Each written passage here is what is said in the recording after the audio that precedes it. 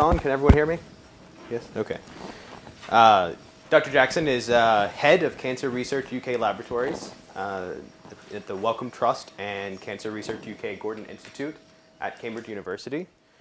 He received his PhD in 1987 from the University of Edinburgh in Scotland, and then went on to do his postdoctoral work with Dr.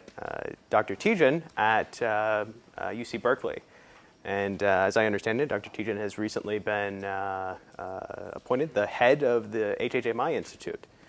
So Dr. Jackson has a whole slew of awards and publications, of which I won't go into all of them. I'll tell you that he's approaching 300 publications, possibly within the next year and a half or so, the rate that he's been going. He is an elected member of the Academy of Medical Sciences, as well as an elected fellow of the Fellowship of the Royal Society. So, without any further delay, let's hear what Dr. Jackson has to say. Just like to thank Jason for the introduction and the invitation, which I know it's taken a while for me to get to come out to Davis, but I'm glad that I have, and I'm having a great day so far, and I've managed to combine this trip with a grand tour of California, so it's really turned out to be a really, really worthwhile trip for me. Is there a pointer or of any sort? A stick or a... Yeah. Okay, so what I'm going to be talking about today is how cells respond to DNA damage, and obviously many of you'll already have quite a solid grounding in this from the likes of Doctors Heyer and Krzyzewski and others around here. But what I'm going to do to start with is just give you a brief background, because I realise that some people in the audience may not be fully up to date with all DNA damage response field. I think before actually going into this in detail, it's worth bearing in mind that the kinds of proteins and pathways that I'm going to be talking about are of great relevance for human biology and human disease, and we know that inherited defects in responding to DNA damage are associated with a wide range of pathologies in people, ranging from developmental defects, immune deficiency, neurodegeneration, aspects of premature aging, infertility, and most notably cancer, perhaps. Okay. The importance of the DNA damage response becomes quite apparent when you realize that every cell in your body has a large amount of DNA, and you'll be aware of this fact that you'll have around 10 to the 13 cells in a human body, each of which, if you stretch the DNA out from end to end, will be about 1.5 meters to 2 meters, which means there's enough DNA in a single human being to go to the sun and back about 500 times, as far as my calculations work out. So there's a huge amount of DNA in our bodies. DNA is a relatively inert chemical, but there's a lot of it, and it's continually being bombarded by a range of DNA damaging agents. And some of these agents our cells just can't deal with. They can't remove, because they include things like water and oxygen. It's been estimated that about 1% of the oxygen we breathe is accidentally converted into reactive oxygen species in the mitochondria, and some of that escapes and damages the DNA. And consequently, there are many different forms of lesions that can occur on DNA, and this equates to a human body at rest having to deal with somewhere in the region of 10 to the 18 lesions. So when you bear these things in mind, it's not surprising that defects in responding to various types of DNA damage can lead to disease in humans, and can also cause cell or whole organism death in humans or in model organisms. Now, my lab is particularly interested in DNA double-strand breaks, basically when you have two relatively closely opposed breaks in the two strands of the DNA duplex. Double-strand breaks, fortunately, don't occur very often under normal conditions, and that's good because they're very, very toxic. And as far as I'm aware, the double-strand break is the most cytotoxic lesion known to man. There's nothing else that I know of that in the cell, just one of which can kill a cell. And it's known that one unrepaired double-strand break can be sufficient to kill a human cell, and it can also be sufficient to kill a yeast cell. So these are very, very toxic forms of DNA damage, and obviously, because of that, cells need to respond very effectively to these lesions and hopefully mediate their effective repair. So just as a schematic to give you an idea of how cells respond to DNA damage, we know that, in this case, a double-strand break, but also this applies to other forms of DNA lesions, that there are certain proteins in the cell that basically work as molecular policemen. They're patrolling the nucleus, not normally doing very much, but if in this case there's a double-strand break, this protein is a specific double-strand break binding protein, Once it's engaged with the DNA damage, this protein then switches on a range of processes within the cell, which are often referred to nowadays as the DNA damage response. Okay, so you can see what we've got here is a signal transduction pathway. We have a stimulus, the DNA damage, we have a receptor, which is a DNA damage sensor protein, and then we have a signal transduction pathway, which has multiple outputs. Now, of course, one of the most important goals of a cell experiencing DNA damage is to mediate repair, and of course this protein could be part of the repair apparatus itself, or it could recruit additional DNA repair proteins, or it could bring about their activation or upregulation. We also know, and this is actually a major focus of work in my lab right now, that chromatin structure, I haven't shown that here, but chromatin structure can have a major impact on the way cells respond to DNA damage, and conversely we know that the sensing of DNA damage can feed back and control and bring about changes in chromatin structure. In addition to the activation repair pathways, we know that cells, human cells and other eukaryotic cells, and for that matter prokaryotic cells, do a range of other things. One of the key responses is to regulate transcription, and a good example of this is p53. p53 is a transcription factor that's activated by DNA damage and brings about transcriptional programs, some of which impact on cell cycle progression. So these are the so-called cell cycle checkpoints, as they're often referred to, and the idea here is that a dividing cell experiencing a double-strand break or other lesions will arrest in the cell cycle or slow down progression through the cell cycle. This makes a lot of sense. This cell wouldn't want to go through mitosis with a broken chromosome or go into mitosis, and it also, if it was smart, wouldn't want to go into S phase or continue progressing through S phase, where it would be trying to replicate these damaged structures. So these cell cycle checkpoints are thought to give more time for the cell to repair the damage before continuing back into the cell cycle when the damage has been repaired. Now, under some circumstances, double-strand breaks or other lesions can't be repaired effectively, and some cells are very prone to go into apoptosis, programmed cell death. Other cells go into long-term growth arrest or long-term cell cycle arrest, and this can lead to a state that's often referred to as senescence.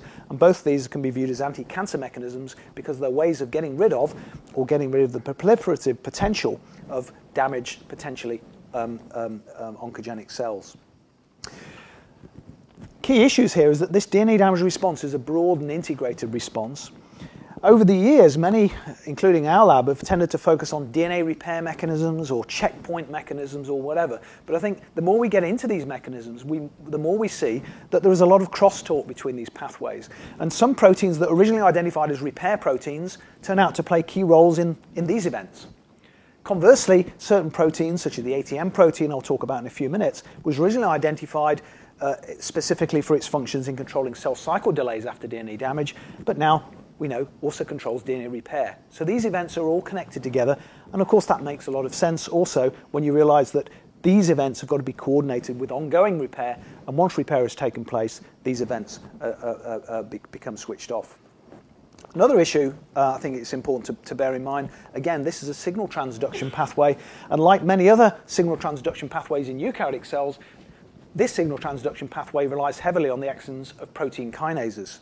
And in fact, I thought since I was in the Bay Area or thereabouts, being in Davis, that I thought I'd just bring up some history that basically I was led into this DNA repair field inadvertently through doing some biochemical experiments in Teja's lab, and basically stumbled across this enzyme here called DNA-PK.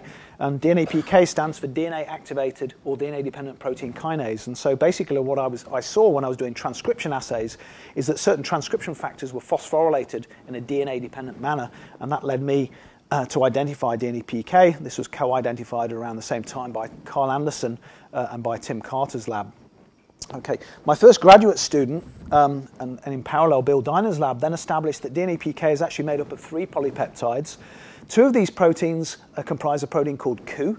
Ku binds to DNA. It then recruits the catalytic subunit of DNA-PK, called DNA-PKCS. This activates the catalytic potential of DNA-PK, which can then phosphorylate substrates, and ideally those substrates are positioned on the same DNA molecule as DNA-PK.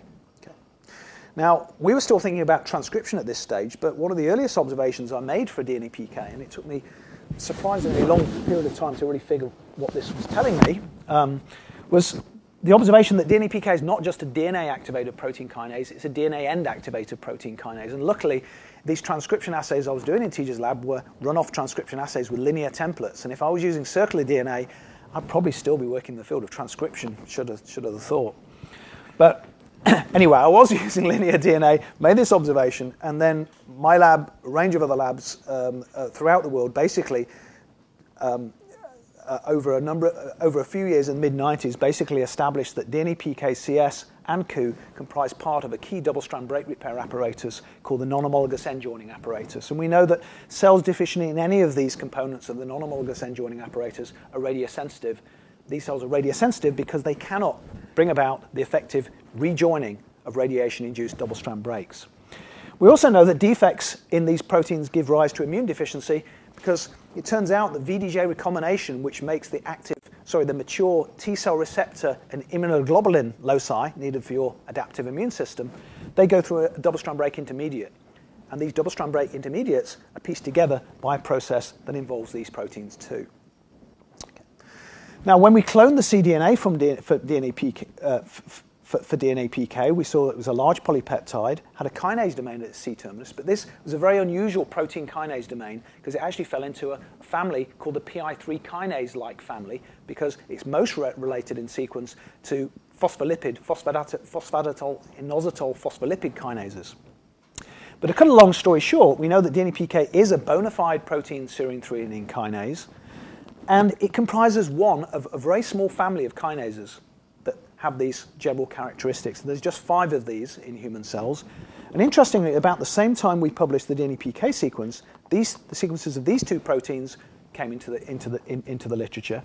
This protein is a protein deficient in a human autosomal recessive disorder called ataxia telangiectasia, one of the features of which is radiation sensitivity. So putting these data together with a large amount of data that's been gleaned over the last decade or so, we're now led to a conclusion that ATM, DNA PK, and ATR are DNA damage activated kinases. And although there's some debate, many in the field are now regarding the activation mechanisms of these kinases as being very, very similar. So what I've depicted here is that ATM, DNA PK, and ATR are being recruited to sites of DNA damage. So they have that in common, and we believe that this accentuates their kinase activity. Just as an aside, the patients with defects in ATM have ataxia telangiectasia. This is a cancer-prone syndrome with radiation sensitivity, but this ataxia is due to progressive loss of neuronal cells in the cerebellum, which leads to coordination difficulties. Defects in ATR give rise to sorry, that's a typo. It shouldn't be immune deficiency. This is a syndrome called Seckle syndrome, which is basically characterized by microcephaly and also radiation sensitivity. Okay. So ATM is not recruited to DNA via interactions with Ku. It's brought about. It's localized to DNA by interactions with this complex here, often referred to as MRN, and that's because this protein is called MRE11, which contains nuclease motifs, RAD50, and NBS1. Okay. ATM is recruited to double-strand breaks by a distinct mechanism than DNA PK, and also it has different downstream targets. One of the key downstream targets for ATM is a protein kinase called CHEK2, which plays a role, amongst other things, in these cell cycle checkpoint events. Now, ATR is also playing a role in DNA damage checkpoint signaling, but you'll note that the activating principle here is not double-stranded DNA ends, it's single-stranded DNA bound by replication protein A, RPA, and that ATR is targeted to these structures by a protein called ATRIP, originally identified by Steve Elliger's lab. So the activating principle for ATR is distinct, we believe, from that of ATM, and also one of the major downstream targets for ATR is the checkpoint kinase CHEK1, whereas for ATM, a good readout for ATM phosphorylation activation is CHEK2 phosphorylation or phosphorylation on itself and on MBS1. Okay. So over the last 10 years, I guess, most of the research in my lab has really been trying to understand how these kinases are activated, how they recognize their targets, and how phosphorylation of the various targets controls their activity and thus various aspects of the DNA damage response. But what I'm really going to focus on today is just 2 things. First of all, I'm going to address this issue of cell cycle control. And secondly, depending on how much time I've got at the end, I'm going to talk about how we believe that our increasing knowledge of these events may be coming up with some really exciting new opportunities for coming up with better treatments for cancer. Okay, so I've already touched on this issue that DNA damage can impact on cell cycle progression. But it's becoming more and more clear that this relationship between the cell cycle and the DNA damage response is a two-way relationship. What I mean by that is that where the cell is in the cell cycle has a major influence on how the cell responds to DNA damage. What I'm going to go through in the next 10, 15 minutes or so is to show you that a double-strand break arising in a human cell in G1 is dealt with differently than a double-strand break arising in G2. And hopefully I'll convince you that there's a good biological reason why cells will want to do things differently in different stages of the cell cycle. Okay. It also raises this important point, I think it's an important point, is that for double-strand breaks, and actually for other DNA lesions as well, that there's more than one way of achieving the same end. We have a double-strand break, and what I'm going to show you is that there's multiple ways of repairing double-strand breaks. And at first sight, this might appear that these pathways are redundant, but when you get into the details, you realize that these pathways aren't really redundant, that one pathway is designed to work under one circumstance primarily, and the other pathway works better under other circumstances. Okay. So the story I'm now going to go through started a few years ago by, again, thinking about these two kinases, ATM and ATR. ATM recruited to double-strand breaks. It's thought ATR activated by single-stranded DNA bound by RPA. And I think it's true to say that most people in the field have tended to study these kinases separate. We know they're related to each other, but you either study ATM signaling or you study ATR signaling. But of course, you don't need to be a rocket scientist to realize that these structures can be changed into these structures if you were just to eat away one of the two DNA strands. And this process that is often referred to as resection, is actually known to take place in yeast and bacteria. So this is a well-known process that's known to occur. Double-strand breaks are initially formed, and then one of the two DNA strands is eaten away in a 5' to 3' direction to yield a 3' tailed DNA. Okay. So Ali and Jakob basically wanted to see whether or not, if you induce double-strand breaks in human cells, if there's a temporal order of ATM and ATR activation. You might expect that ATM will be activated first, and then ATR will be activated sometime later when the DNA gets processed. And that's exactly what they saw. What we're looking at here is a Western blot. If it decides to change slide, come on.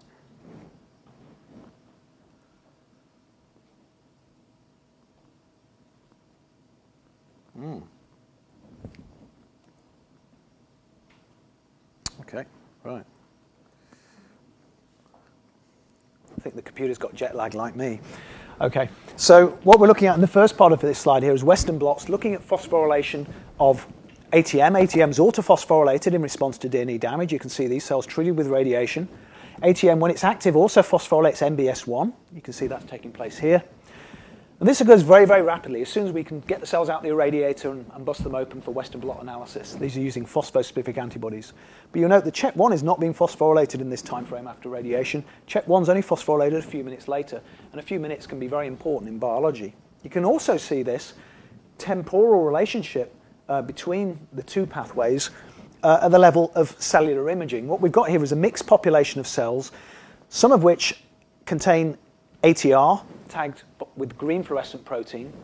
The other cells are red fluorescent protein tagged to MBS1, which is part of the ATM pathway. And I think even with the lights up, you can probably make this out. These cells have been treated with a laser microradiation system. The cells are sensitized in a way where you generate double-strand breaks in certain tracks across the cell nucleus. And of course, by doing live cell imaging, you're able to then look at the recruitment of proteins to those sites of DNA damage. And hopefully what you can see is that cells, the recruitment of NBS1 can actually be seen very, very quickly after radiation, after laser microradiation. Whereas we actually only see ATR recruitment a few minutes later. Okay. I'll do that for next time. Lowering the lights, I'm trying to figure out how to do it. Okay. There's not one that says We're okay. Okay. Time's up. Okay. So those data really has led us to a model and some other data that very rapidly after DNA damage, ATM gets recruited via mRN. This brings about very rapid phosphorylation of CHEK2 and other targets such as NBS1. But then a few minutes later, the double-strand break gets resected to generate a substrate for ATR. ATR then brings about phosphorylation of CHEK1. Okay. So that's sort of interesting, but what was more interesting is that Ali and Jakob found that these set of events actually require these events to first take place. And we know this because if we treat cells with inhibitors of ATM, we majorly delay the generation of this single-stranded DNA RPA, and we delay ATR activation.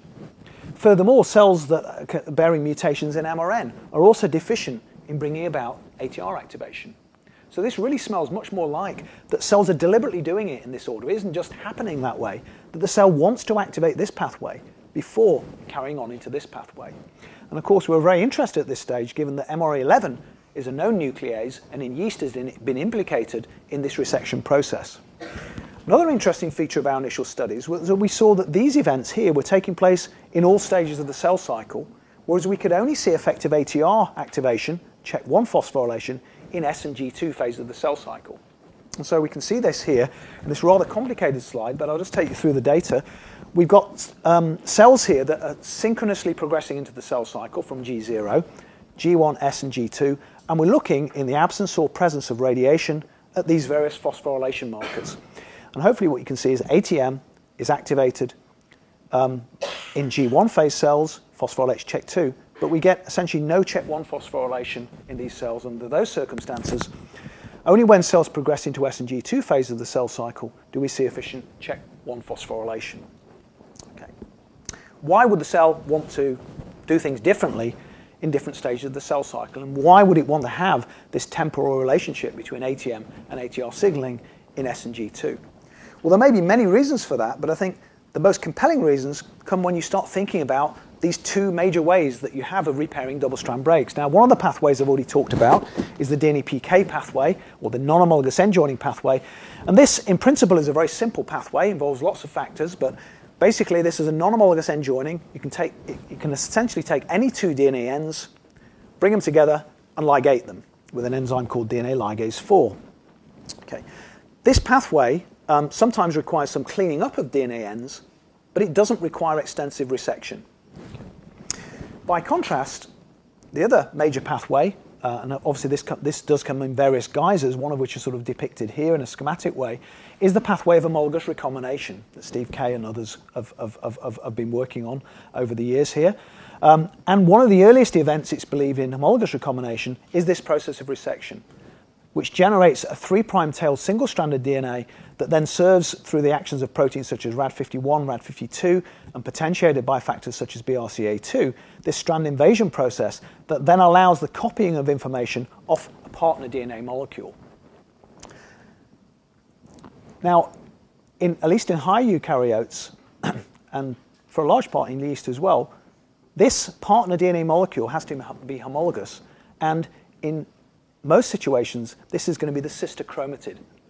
And that's a perfect partner for this type of process because obviously this is going to be identical in sequence to this. And also, after a locus is replicated, this homologous partner sequence is going to be sitting right alongside, held with cohesin, against the damaged chromosome. So this can also explain why it's generally the case that homologous recombination is restricted to after a locus is replicated. So it's going to occur in S and G2 phase of the cell cycle, and is not a very smart way of trying to repair double-strand breaks in G1. You could try and do homologous recombination in G1, but if you imagine a situation like a human cell with a double-strand break and one of its chromosomes in G1, imagine if that double-strand break had taken place in one of the ALU sequences that you've got thousands and thousands of copies of per cell. If that chromosome was to try and do homologous recombination, the likelihood is that it's going to recognize not the other version of chromosome 1, which might be at the other side of the nucleus. It's going to recombine with other ALU sequences or other repetitive sequences, and that's obviously going to be a disaster in terms of giving chromosomal fusions and whatever. Even if it does find the other chromosome, that can lead to a potentially nasty process called loss of heterozygosity. Okay. By contrast, non-homologous end joining can work in principle in any stage of the cell cycle, and in fact work through looking at cells deficient in these proteins show that this pathway does operate throughout the cell cycle. Okay. So putting these things together, we're sort of led, I think it makes a lot of sense that in G0 and G1, cells will activate ATM but carry out relatively little resection, because under these circumstances, probably the best thing, smartest thing to do is the pathway of non-homologous end joining. By contrast, in S and G2 phase of the cell cycle, in some cases cells do homologous recombination, but there's also this prospect of being able to do homologous recombination, which has the benefit is that it can be a mutation-free essentially repair system. It's less prone to mutations at the junction points than non-homologous end joining. And of course, this becomes possible because the generation of RPA single-stranded DNA is a substrate for homologous recombination, and therefore it makes sense to make it in S and G2. So it appears to be that the decision whether or not to resect DNA is a very important one, because once you've started resecting DNA, you're going to be able to do this pathway, but it's going to make non-homologous end joining less effective. Before moving on, I think it's also just interesting to think that the way cells respond, this DNA damage response during S and G2, is a very clever series of processes, not just an on-off switch. And our data will really suggest that very rapidly after inducing double-strand breaks, the cells first of all activate the ATM pathway. And we believe that only when this pathway is activated and maybe the repair capacity of the cell is induced, cell cycle arrests are put in place, only then, and also only when the cell knows that it's in these stages of the cell cycle, does the cell then start carrying out this potentially very dangerous step of resection. This will be a very dangerous thing to do if the cell wasn't ready to do it and wasn't at the right stage of the cell cycle. And of course, this RPA single-stranded DNA not only is a substrate for homologous recombination, but brings about activation of ATR, which does lots of stuff. But interestingly, it's interesting to note that recent work from Steve West's lab and also Yuri Lucas, Thomas Halliday's lab, suggests that ATR CHEP1 activation can directly or indirectly potentiate homologous recombination. Okay, so I think these control mechanisms are turning out to be much more sophisticated than we've been thinking about a few years ago. Okay. Now, about a year ago, a postdoc, or a year and a half ago, a postdoc in my lab, Alex Sartori, identified this protein here called CTIP, which also turns out to have a very important role in these events.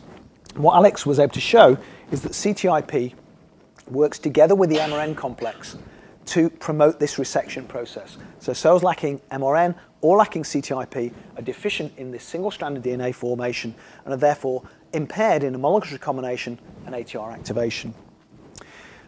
So basically, we know that cells do have some CTIP in G0 and G1, and we know that they have MRN, but they don't carry out much resection. So the question has been, that we've been trying to address over the last year, how is this cell cycle control exerted?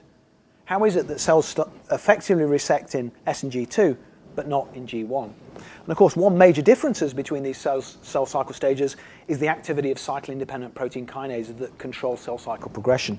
So our model has been that maybe one of these components is going to be a CDK target. This would be a very neat way of switching on resection in this stage of the cell cycle, but not this stage of the cell cycle.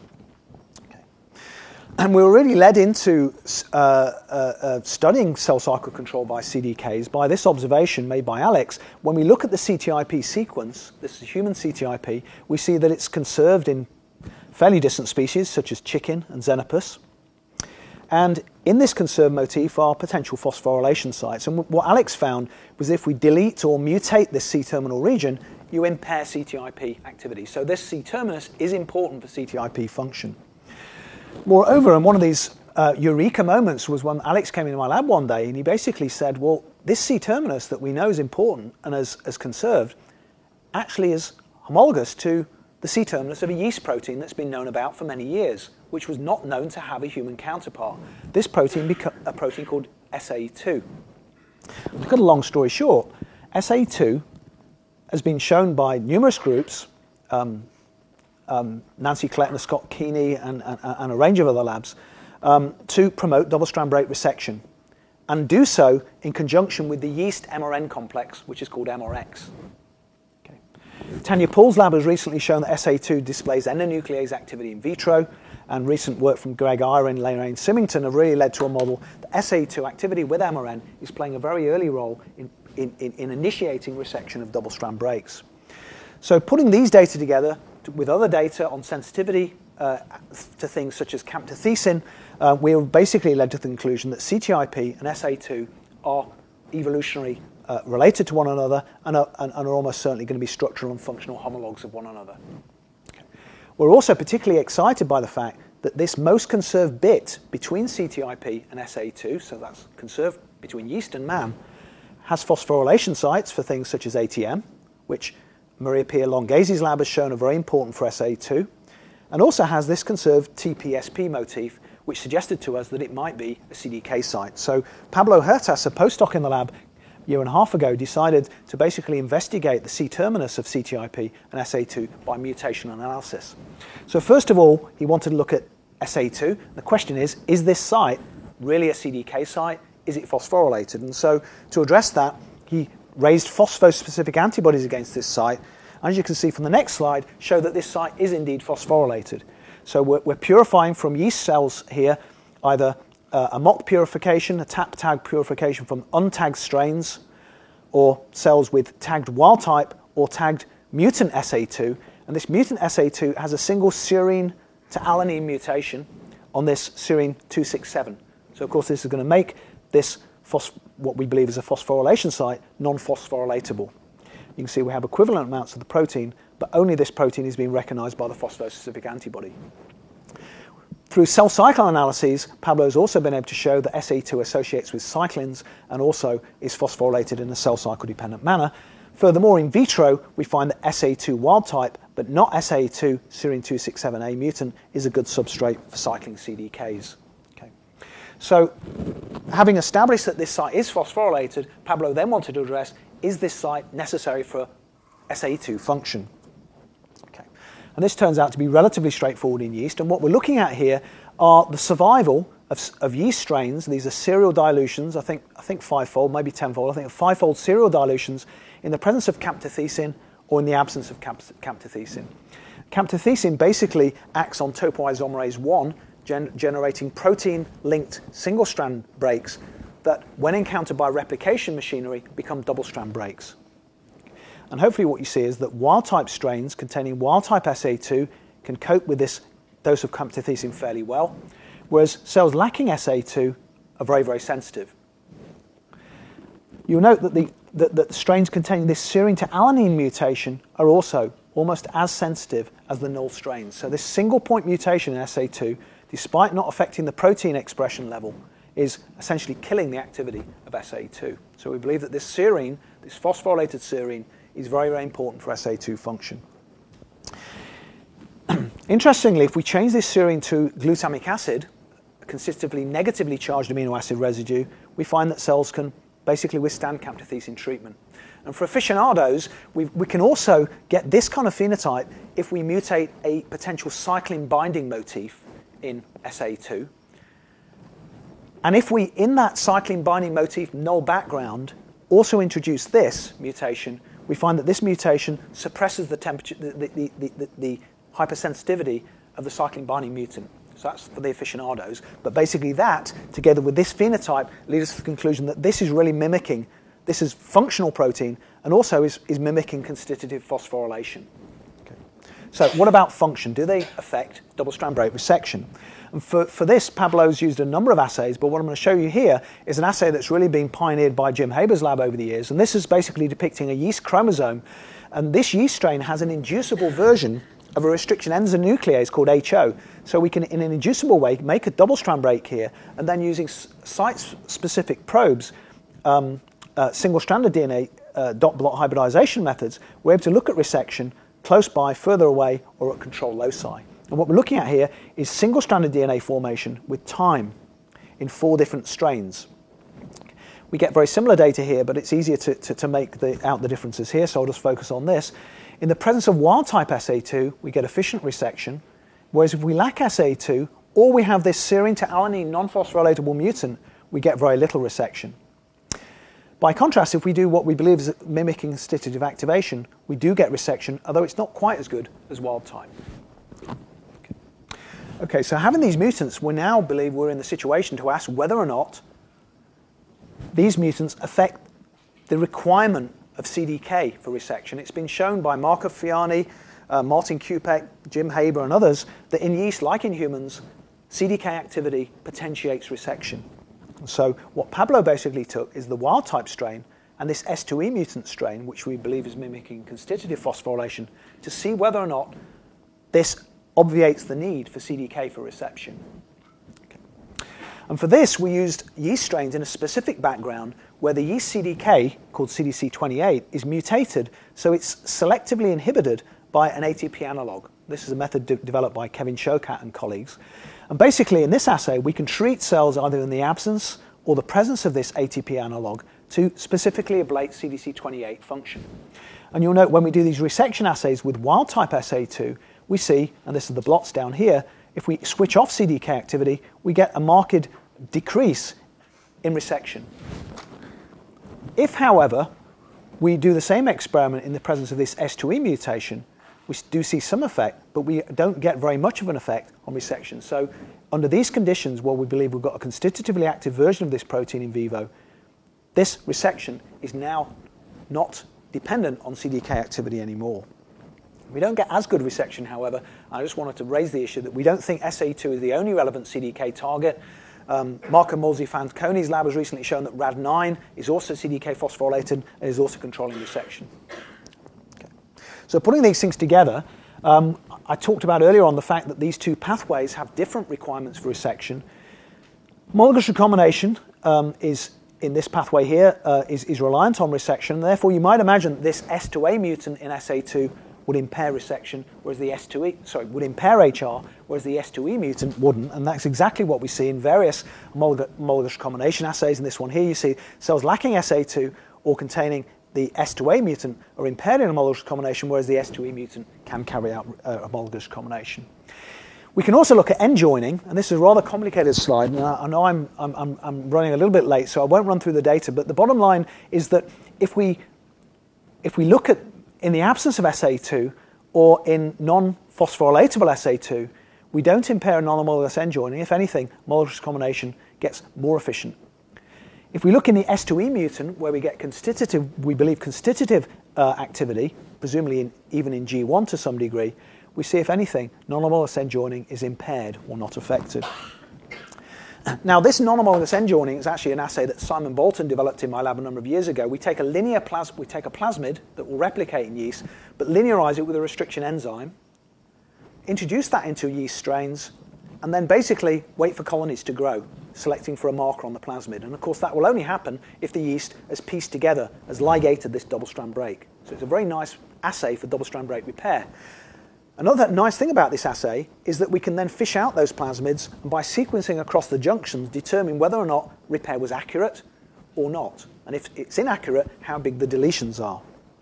And it's rather interesting that when we do that, we get different spectra of products if we look at the different mutants. And just very briefly, in this particular substrate, if we look at wild-type SA2, we get some accurate products, but we also get some relatively short deletions going on. If we do it in the absence of SA2 activity or the non-phosphorylated version, you can see we get a shift in the profile towards more accurate repair. By contrast, if we use this constitutively active mutant, you can see we get very little accurate repair, and we get more inaccurate repair, and furthermore, get even larger deletions. So what we believe is going on is that by changing the ability of this site to be phosphorylated or not, or deregulating its phosphorylation, we're able to shift the balance between the two DNA repair pathways. And we know that each of these mutants gives some sensitivity to DNA damaging agents, which suggests that you've got to get the balance right to optimize genome stability. And if you're unbalanced one way or the other, you're not doing things optimally. Okay. I'll just very briefly mention that Pablo's done very similar experiments with the human CTIP. He's been able to show that that's also CDK phosphorylated. And through rather more laborious methods, using siRNA methods, we've been able to generate cell lines expressing wild-type threonine to alanine or threonine to glutamic acid mutants of CTIP, and he gets very similar data. And the bottom line is, what we're looking at here are basically cells that have been stained so we can distinguish S and G2 phase cells from G1 phase cells. In the presence of wild-type CTIP, we see RPA, single-stranded DNA formation, only in SG2 phase cells. Whereas if we look in the T847E mutant, we now get RPA single-stranded DNA formation also in G1 phase cells in addition to SG2 phase cells. So we're also able to unbalance things in mammalian cells as well. Furthermore, in line with the yeast data, in this case we're using roscovitin, which is a CDK inhibitor, and if we're looking at RPA formation, or we can also look at single-stranded DNA formation, we see if we look at wild-type cells expressing wild-type CTIP, treatment with roscovitin to abolish CDK activity causes a marked reduction in RPA formation, whereas if we use this CTIP 847E mutant, we still get RPA foci even if we inhibit CDK. These are not as intense, however, as in the presence of CDK activity. So this mutant of CTIP, like the mutant of SA2, allows some resection, but it's not full-blown resection. And that, again, leads to this issue that we think there are going to be other CDK target sites, maybe in things such as SGS1 and XO1 and BLM, WRN, perhaps, in mammalian systems. And the final thing, we can also see that it's a level of RPA phosphorylation. We see that both the wild type and the T2E mutant bring about RPA phosphorylation, whereas if we treat cells with roscovitin, the wild-type CTIP mediated phosphorylation of RPA, which of course is dependent on single-stranded DNA formation, takes place, is abrogated, whereas that isn't the case for the 847E mutant. Okay. Finally, I just wanted to point out, I really want to get into the last data, is that Pablo's also examined the radiation sensitivity of these cells and also looked at end joining, non-homologous end joining, and products of homologous recombination. And the conclusion we could draw from this is that mutating the serine 847 of CTIP to either an alanine or glutamic acid, in each case causes some sensitivity to ionizing radiation. It's minor, but this is reproducible. And that we also unbalance the use of the two DNA repair pathways. And you note here that the T2E mutant shows somewhat impaired non-homologous end joining, whereas the other mutants don't, just like we see in yeast. And interestingly, Pablo's carried out some radiation-induced gross chromosomal rearrangement assays. And there are various gross chromosomal rearrangements that you can score. But basically, if we look at complex rearrangements, which are probably reflecting aberrant recombination events, we find that these are much more predominant when we look in the context of the 847E mutant. Whereas what we believe are end joining products, one-end and two-end fusion products, are actually accentuated when we look in this context of the non-phosphorylatable or lack of CTIP. Okay. So just to summarize then, we believe that double-strand break processing by this process of resection is important. It is complicated. It's highly regulated. And this high regulation ensures that the cell uses the double-strand break repair pathway that is best suited to where it is in the cell cycle.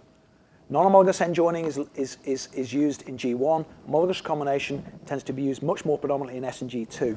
Okay. This also goes back to this issue I raised at the beginning, that there are different ways of achieving the same end, double-strand break repair, but these pathways aren't redundant. They're complementary to one another, and they're probably have evolved and they've been retained during evolution from yeast to man, and in fact into many bacteria, both of the pathways, because they're complementary and they're ideally suited for different circumstances. And I think it's interesting to note that many of the bacteria with end joining, the Ku-dependent end joining apparatus, tend to be bacteria that basically go through non-dividing phases or sporulation phases in their life cycle. And I think these, you can think there's a rationale for why certain bacteria have end joining. It tends to be bacteria, not like E. coli, which basically spend times either sporulating or sitting around, such as Mycobacterium tuberculosis, non-dividing. And we believe that these pathways are honed in this kind of way to prevent genome instability. And if you unbalance these pathways one way or another, that can lead to genome instability. This example here from a pancreas cell line, a CAPAN cell line, which basically shows the horrible chromosomal rearrangements that can take place during cancer progression. So with that, I just wanted to spend the last 5-10 minutes really just taking that issue of relevance to cancer one step further. Before I do that, I just wanted to acknowledge the work of my group. I've only talked about a couple of projects today. Julia Coates has helped both Alex and Pablo out with the mammalian cell culture and many of the assays I've talked about. Alex has now set up his own lab in the University of Zurich, and this is Pablo, whose work I've also been talking about. Okay. So, just over 10 years ago, I managed to persuade my main funders, Cancer Research UK, that it would be a good idea to try and build a company around developing small molecule drugs targeting DNA repair proteins. And of course, this initially met with some skepticism because, after all, I've been standing up here for the last 45 minutes telling you how good DNA repair is. Why the heck would you want to come up with an inhibitor? And of course, DNA damage response inhibitors probably wouldn't be the kind of thing you want to take with your multivitamins every morning. That generally blocking DNA repair pathways is going to be bad for you. But the idea behind a company called Kudos, because my whole career in this came about because of what Q does, that's where my wife thought of this name, was to basically use biochemical assays through medium throughput screening into medicinal and combinatorial chemistry to evolve drugs that interfere with enzymes such as DNA PK, ATM, and ATR.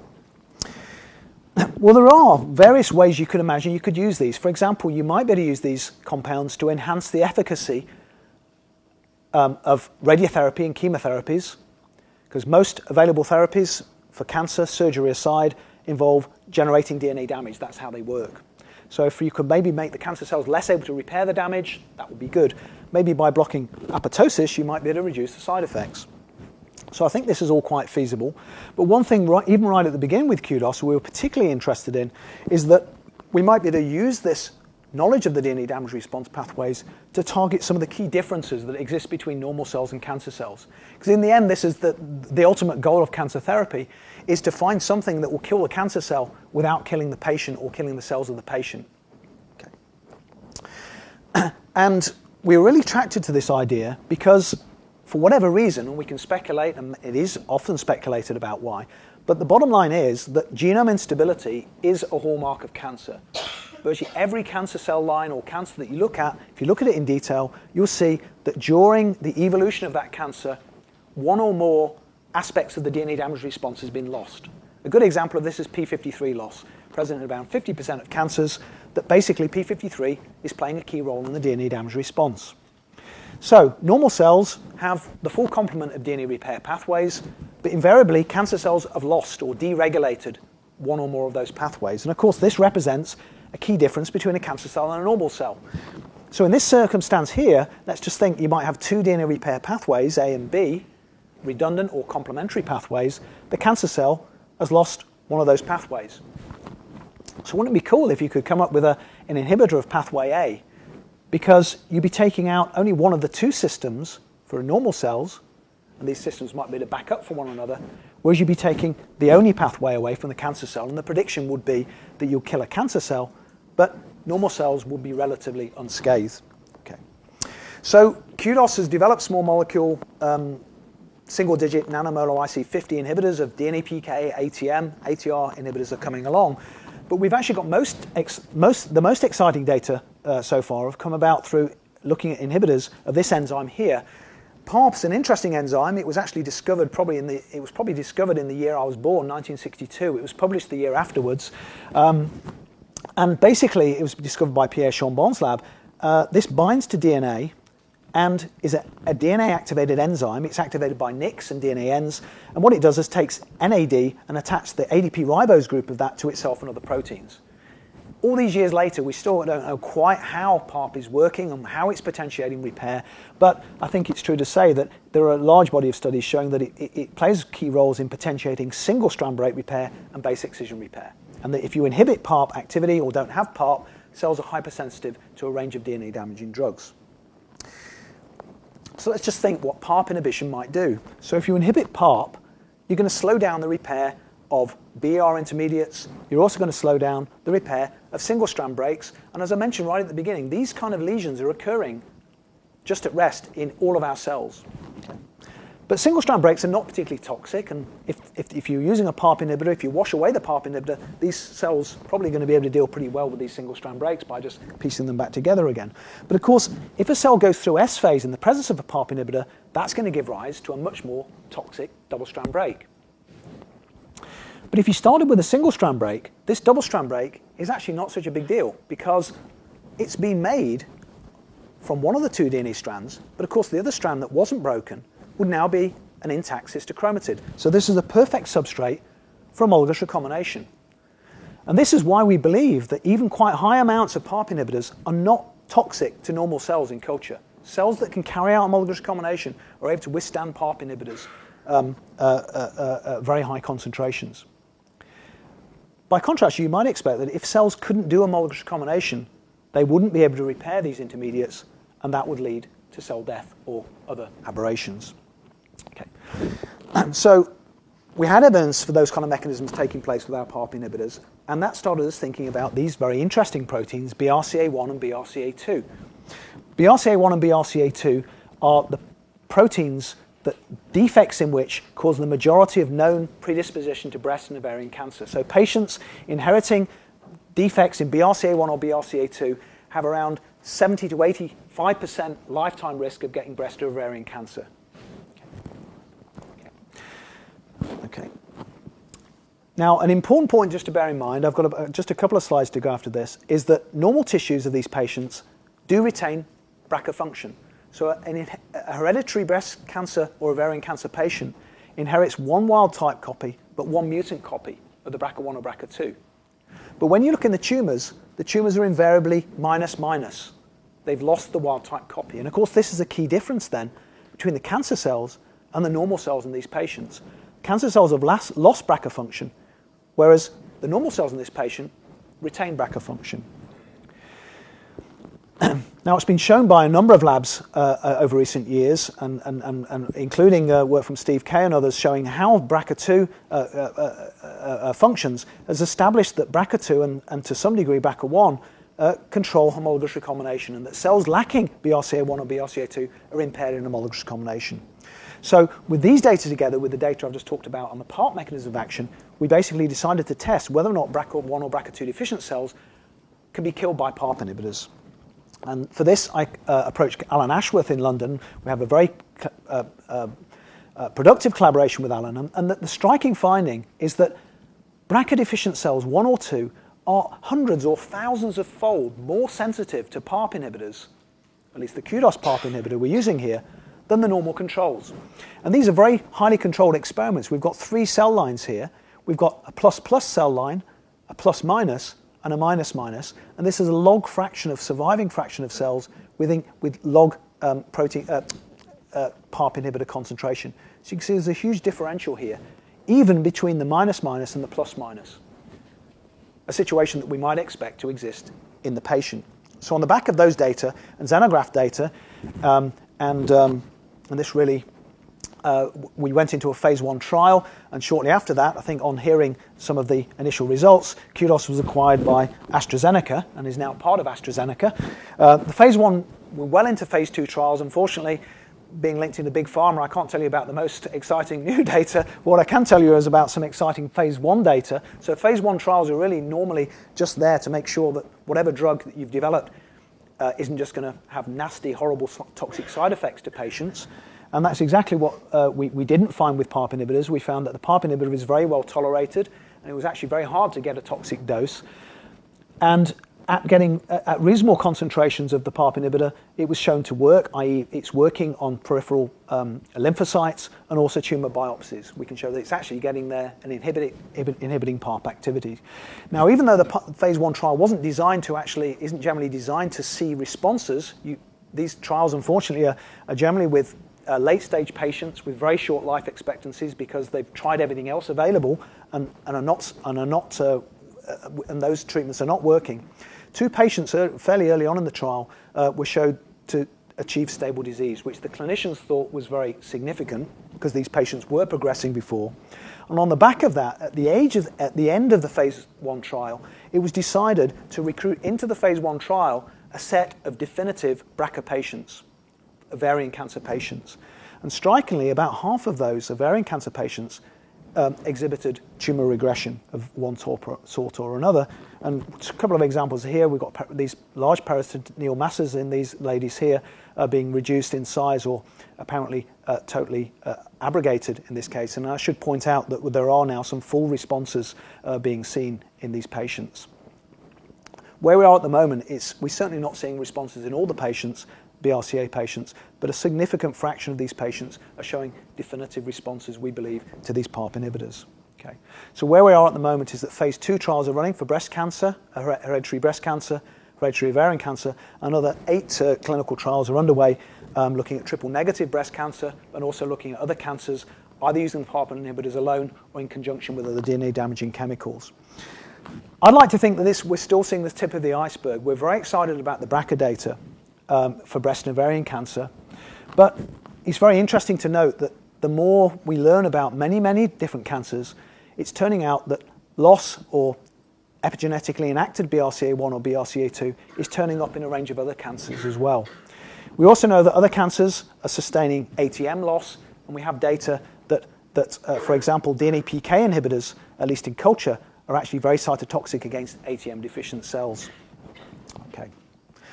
I just want to leave with acknowledgements. The work in QDOS has obviously been carried out by a large number of individuals over the years, most notably Graham Smith, an ex-postdoc in my lab who headed up QDOS for a while after I stepped back from the company and has now been recruited into AstraZeneca Maine in Alderley Park. Neil Martin's now heading the unit in QDOS. And Mark O'Connor, we've had a lot of interactions with his group over the years as well. I should also point out the very productive collaboration with Alan Ashworth, this group at Breakthrough Breast Cancer in the BRCA work. I'll just leave you with the take-home messages and take questions. Thanks.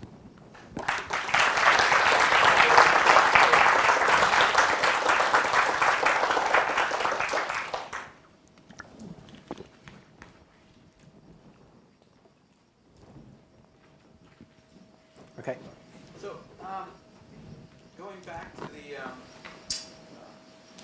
CTIP, say2 constitutive mutants, Yeah. you showed that the spectrum of ligation products, NHEJ products, was changed. Have you ever looked to see whether is that sufficient to activate recombination, molecules recombination in G1?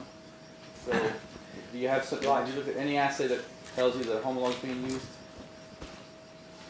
We haven't looked at a homologous combination. I think it's very difficult to look at these things in a proper way in an arrested cell, basically alpha factor arrested cell. But what we can say is that we don't get efficient MEK1 activation, and we don't get really efficient RPA focus formation in G1. So, and I think this relates to the recent data from Greg Eyre and Lorraine Symington as well, is that, and our data as well to some degree. I think the role of SA2 and CTIP with MRN is to initiate resection, possibly carrying out sort of an endonucleolytic kind of process, which may be then setting up the template for more progressive resection by things such as XO1 and whatever, which are probably also going to be directly or indirectly regulated by CDK. So we're not getting full-blown, absolutely. We do see, for example, and it's in the Nature paper, we do see some RAD52 focus formation in G1 in this mutant, whereas we don't with wild-type SA2. But again, we don't see it as efficiently as we would in SNG2 phase cells. So I think it's partly abrogating the requirement for CDK for some resection, but you're not getting full resection. And of course, the issue as well is that CTIP and SA2, the available data would say that they're needed by certain types of DNA end structures more than others, because quite clearly you can carry out resection in a homologous combination without SA2 because, well, you can. We do, both for SA2 mutants and CTIP mutants, we do get we get specific hypersensitivity to camptothecin. So we believe that maybe cleaving off certain protein adducts is going to be one function for this. And one thing that Pablo's got some data on at the moment is that the Q protein can bind to DNA ends and could actually serve as a barrier for nucleases. And Pablo's got some data at the moment suggesting that in yeast, SA2 might be able to, with MRM, be able to release Q from DNA ends, maybe by reaching over and cutting inside the Q molecule and allowing section to take place. You started to answer my question. Okay. So you showed nicely the temporal progression of ATM-ATR activation at a double-stranded break. And so where does DNA PK CS fit in there? Right. Because, I mean, you looked at two of the three kinases. Yeah. So if you were to look now at DNA PK CS and its activation, when would that come up? That's a very good question. I think the issue is that with DNA PK ATM, we can think about these things being fixed, but the fact is, you all know better than me that these foci and other things that we're looking at are very dynamic structures, and you could say, okay, ATM's active, But you can have ATM being activated in the same time frame as an experiment, because ATM might be there for a few milliseconds and then dissociate, and DNA-PK might have a go and whatever. So I don't necessarily think that DNA-PK has got to be before or after ATM. It could be that essentially they're working at the same time. Problem with DNA-PK is that it doesn't have very well identified downstream targets that are specific to it. Another issue for DNA-PK is that it probably plays a more local role at double-strand break ends than ATM. We know that ATM can spread along chromatin via things such as MDC1 and mRN interactions. And my sort of model at the moment is that DNA-PK is more like a repair enzyme. It's playing most of its roles. It is phosphorylating stuff, but it's working at the end. And if you have a double-strand break, we know in mammalian cells that can cause chromatin changes from a megabase away, and that can activate ATM via mechanisms that involve huge amplification. So if you induce a double-strand break, most of the phosphorylation you're seeing is actually taking place via ATM, even though DNA-PK is still playing a role there. But it does make studying DNA-PK rather difficult because of that. It is interesting, I think, that ATM and DNA-PK may have some interchangeable activities. And for example, dictyostelium, I think, has a DNA-PK but no apparent ATM. And some organisms have ATM without DNA-PK, and I think it's quite possible that these kinases are able to stand in for each other, at least to some degree. Not a very good answer, but anyway, that's all I can say at the moment. Yeah. Regarding the third point on the slide here, now you've discussed the role of DNA repair enzymes and genomal instability in cancers. How many other pathways or other whole processes may also contribute to genomic instability in cancer? So, I mean, it has been shown that, for example, defects in checkpoint pathways, such as if that's what you call P53 loss can contribute to these.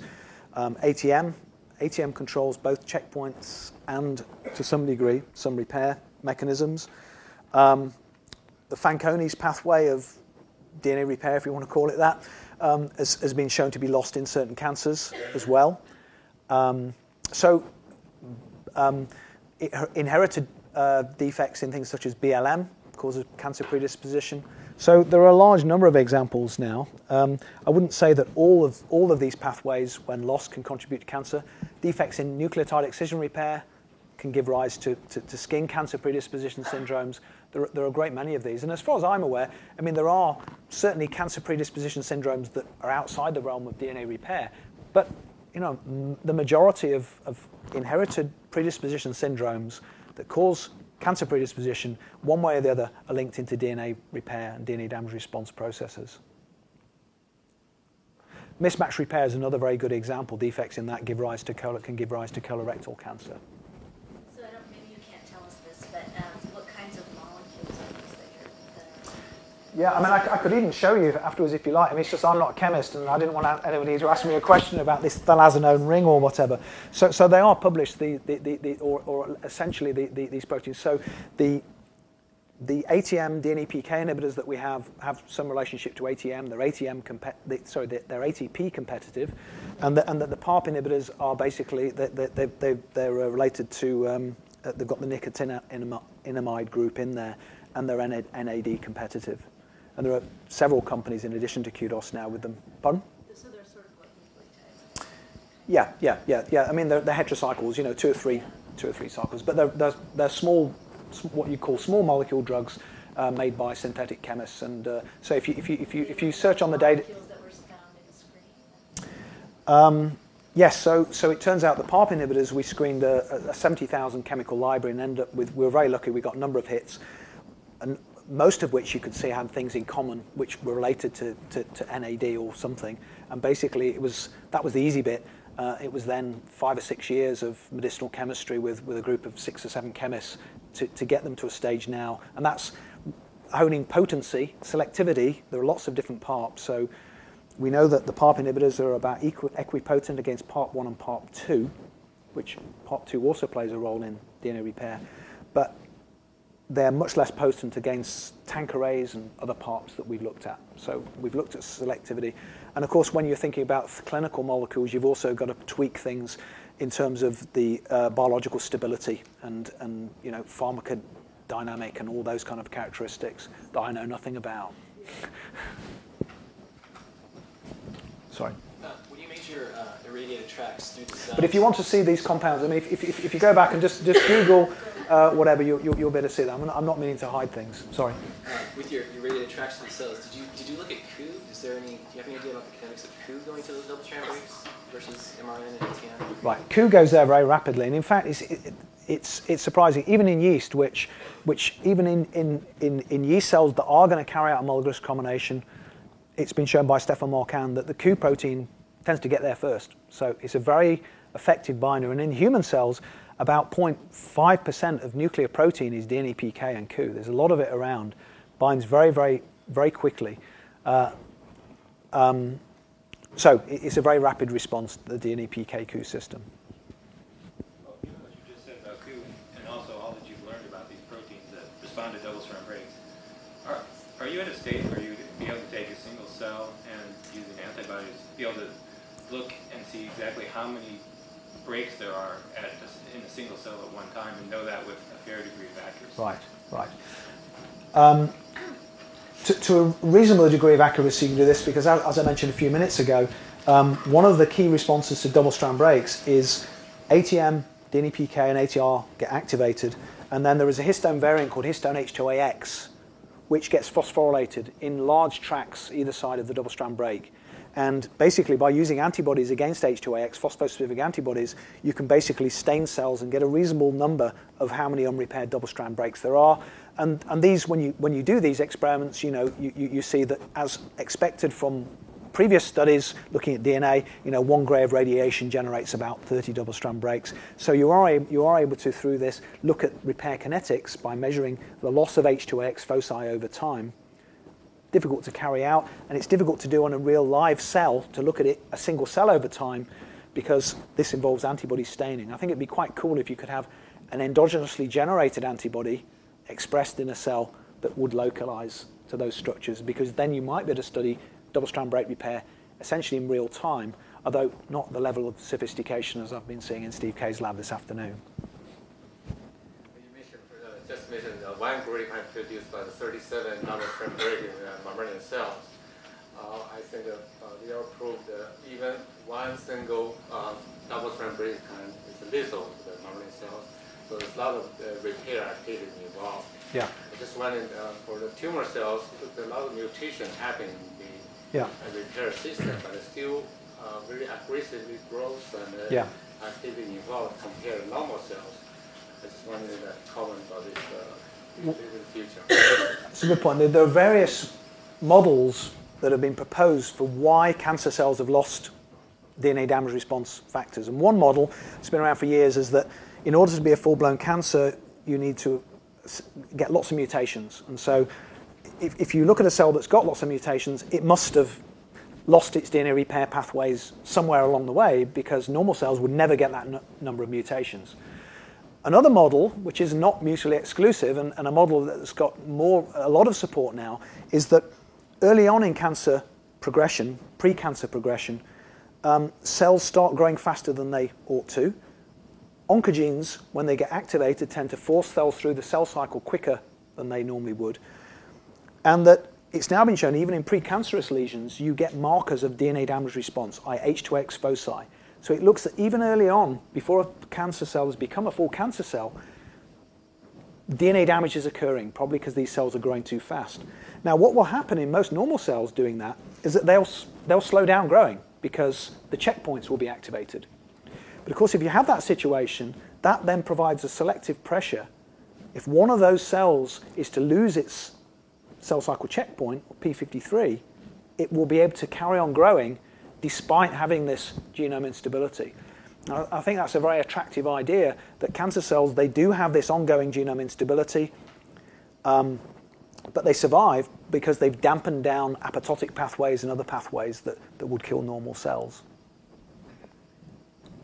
So along those lines, I mean, on the ATR pathway, do you have any ideas as to what it is that allows the cell to discriminate between a break that's destined for repair, it's got the RPA on it, or the replication, the lagging strand replication fork?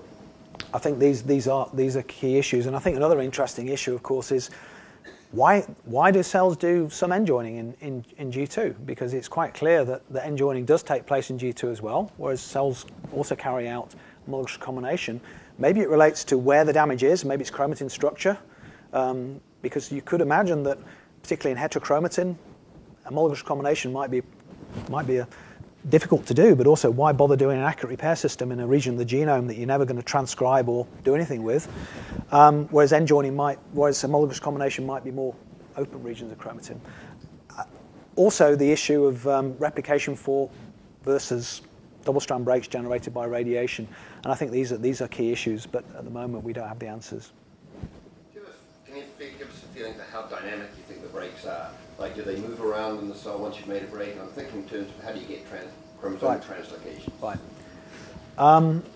There certainly is some movement, and you can see this in yeast. Susan Gasser and others have looked at the dynamics of breaks in yeast, and have actually recent data shown that they can localize to the nuclear periphery.